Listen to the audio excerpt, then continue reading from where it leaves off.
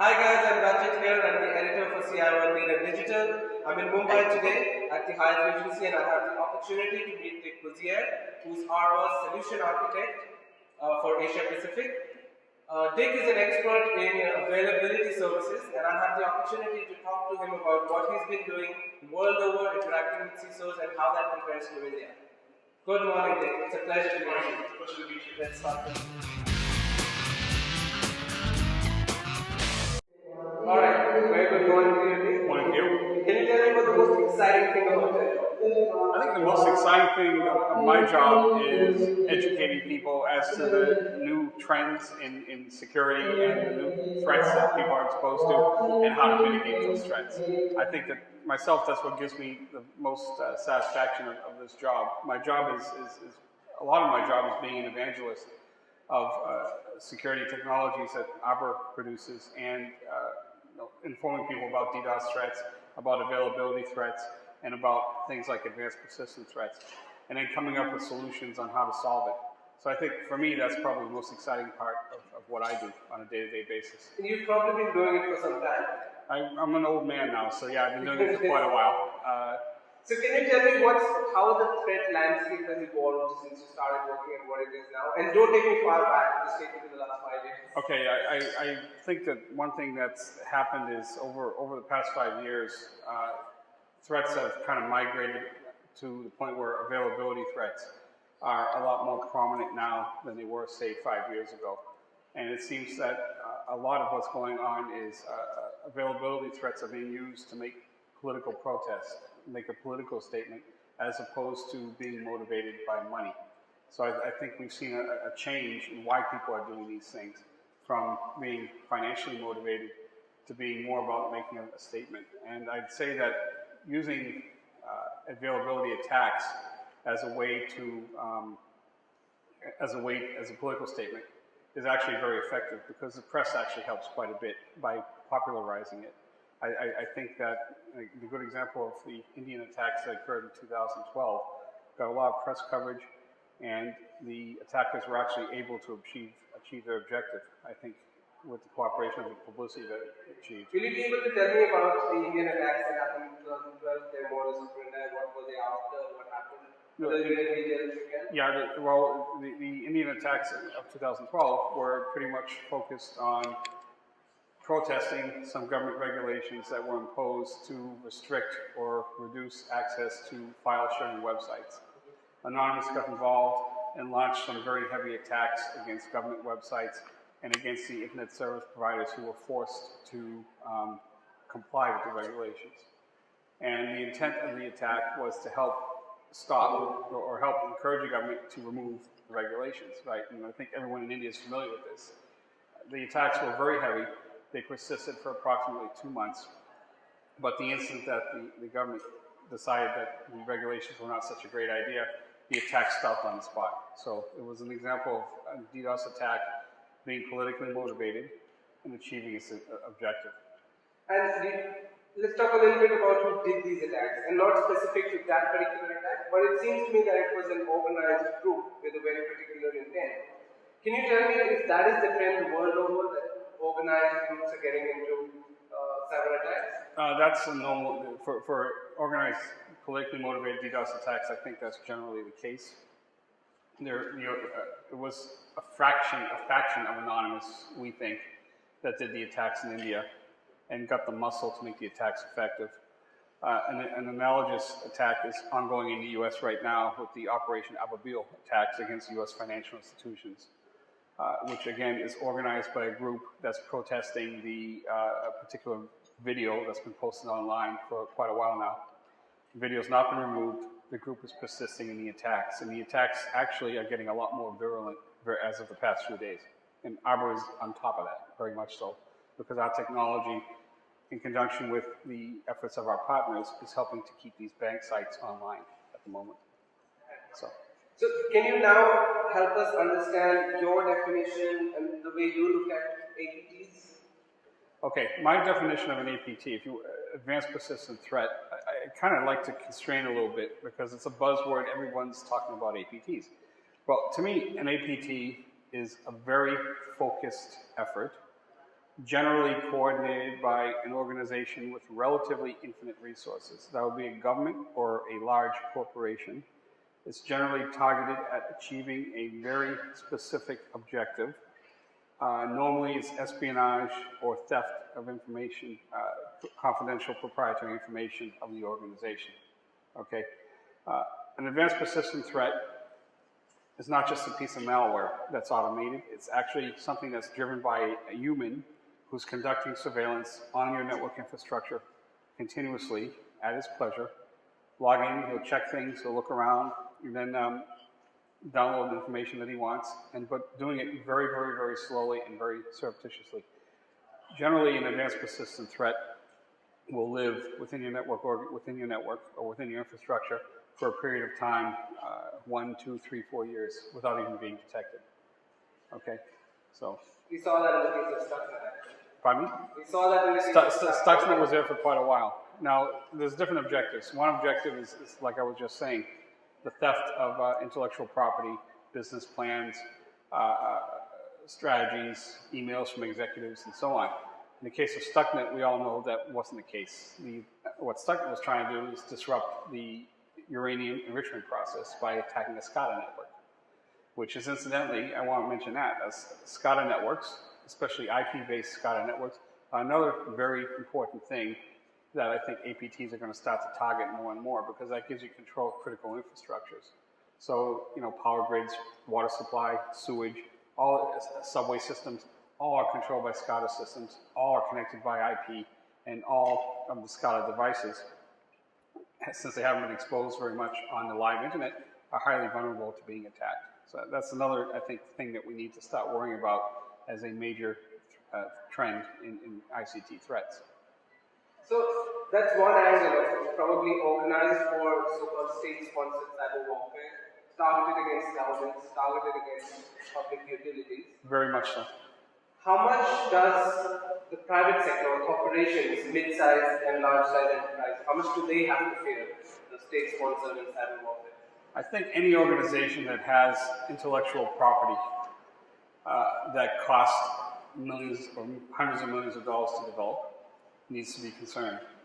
I think any major corporation that's involved in competitive situations against foreign companies or even against local companies also might need to be concerned, because conducting the espionage, learning what the business plans of an organization are, how deep they're willing to go on discount or something like that, is a good way to really hurt your competitor. Okay. So what is the next big thing that you at Arbor are doing to counter this attacks? Okay, we're starting to, we have an organization called ACERT and an infrastructure deployed on the internet called Atlas. Arbor at this point in time enjoys a 90% market share of in the tier 1 service provider market space. Our equipment is installed in 90% of these operators, and these operators share information with us. They share information about ongoing DDoS attacks, about traffic patterns internationally, and they also allow us to install honeypots in their infrastructures. This gives us a unique and very privileged visibility into what's going on within the internet. It gives us a lot of intelligence.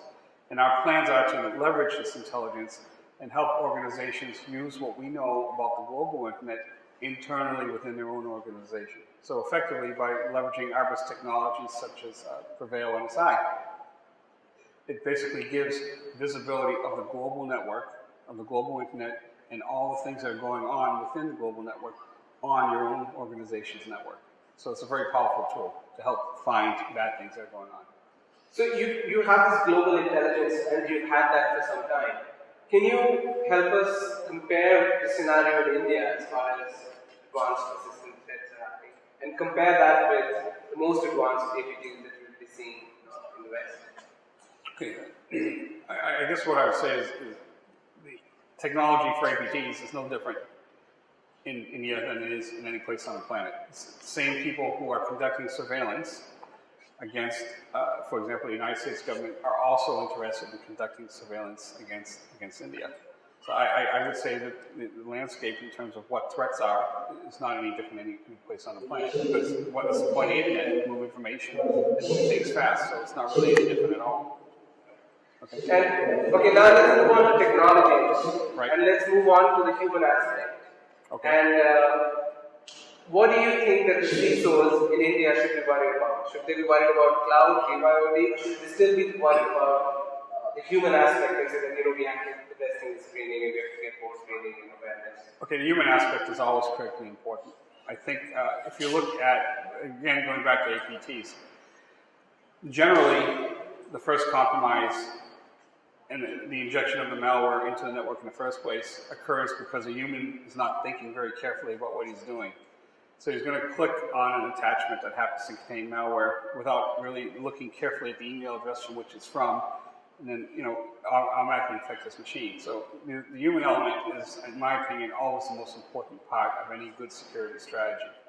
Right. And what is your opinion on the latest technology trends like BYOD, cloud, big data? Okay, BYOD needs to be considered for within the enterprise, basically because the IT organization of the enterprise does not have any control over a device that the employee brings in place. So I think that there needs to be strategies to segregate these devices that are not controlled by the ICT organization into a relatively kind of secure area, like maybe a secure VLAN, a separate VLAN or something like that, that doesn't have full access to everything. So if there is something bad going on within a BYOD that's brought into an organization, is confined to an area where it can only conduct minimal damage. So it won't crush the whole network, for example. So can you, towards the end, just help my listeners understand what is it that Arbor provides and give an overview of how you can help them? Okay, Arbor provides really two areas of useful technology for an organization. One is availability protection. So we always talk about DDoS attacks like we were a few minutes ago, basically eliminating or reducing the availability of an organization. Our technologies help to deflect denial of service attacks or availability attacks, both within the Internet Service Provider cloud and at the edge of the network where an organization touches the Internet.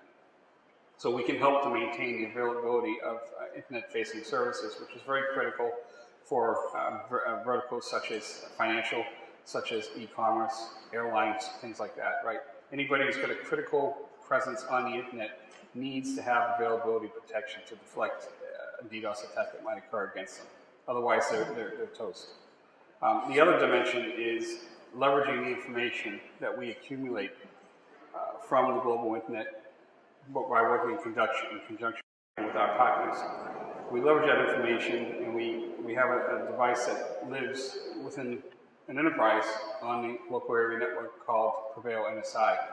Prevail NSI essentially does the same thing that we do in the service provider cloud, analyzes traffic patterns within the organization, and alerts you to anomalies within traffic patterns that might occur as a result of network abuse or an instance of malicious code that might exist within the organization.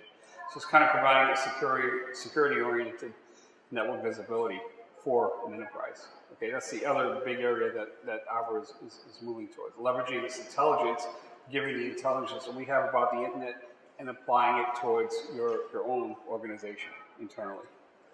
So what is it about 2013 that scares you the most? 2013 that scares me the most. Well, we made it past 2012 when supposedly the Mayan calendar ended and the world was going to end. I think, for me, nothing really mortifies me about 2013. I think the thing that I'm most concerned with, personally, are attacks against critical infrastructure. Because I think the critical infrastructures have been Internet enabled, to make it convenient to control them, but not enough thought has been given to hardening these critical infrastructures. And I think that is probably the biggest threat that most countries face at this moment, because an adversary could easily take out huge swaths of the power grid in the country because it's not very secure in most instances. That's a fact. And you see some evidence of that in the U.S. with a recent trend, for example, of Obama starting to put a big emphasis on cybersecurity and starting a lot of initiatives to help make people aware of the problem, and help develop an organized system to harden these critical infrastructures. Which I think that's, if anything keeps me up at night, that's what does. We've got more time, so I'm going to ask you one more question. Sure. You've been visiting India twice a quarter or more. About twice a quarter, that's right. Twice a quarter more. And you've been interacting with a lot of CISOs in India. That's Can right. you identify some trends that you are seeing, maybe across industries or maybe generic?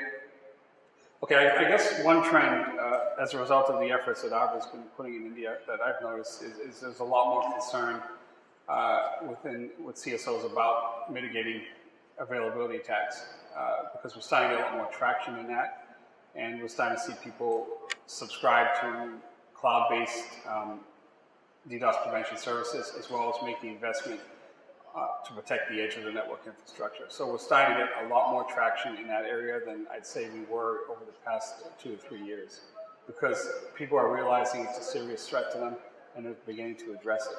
That wasn't the case a year or 2 or 3 ago. Okay. Do you think the CISOs themselves are getting more confident about their work, and is the role evolving? Do you see any direction in which the role is evolving? Do I think that CSOs are becoming more confident about what they do? Yeah, and just comment I think they're beginning to have a lot more visibility within the organization, and people are listening to what they have to say. And the people who control the money are beginning to make the necessary investments, because I think the CSOs are in a high visibility position, and they are convincing more senior levels of management that the threats are real and you need to protect yourself against them at all times. Because think about it. Internet-facing businesses are out of business if they're offline, or if some sort of damage occurs to their infrastructures, and that absolutely positively needs to be fixed. And let's hope that CISOs are doing a good job. I think they are. Thank you so much. Pleasure speaking with you. Same here.